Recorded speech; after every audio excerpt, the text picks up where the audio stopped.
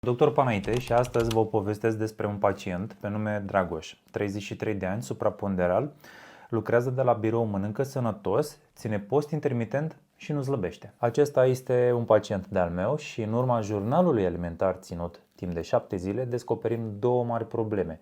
Prima și cea mai importantă din punctul meu de vedere este faptul că Dragoș mănâncă mult prea multe calorii pe zi din acele două mese. Ba mai mult, a doua problemă este legată de faptul că, carbohidrații îi distribuie preponderent seara, la a doua masă. A făcut o redistribuție calorică și a macronutrienților.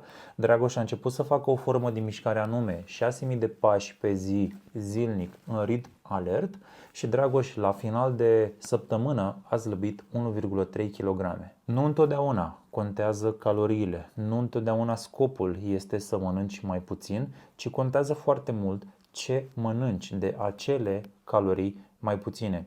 Contează foarte mult să-ți echilibrezi corect farfurile pentru a avea o senzație de sațietate pe termen lung, adică toată ziua, și tu să slăbești în continuare.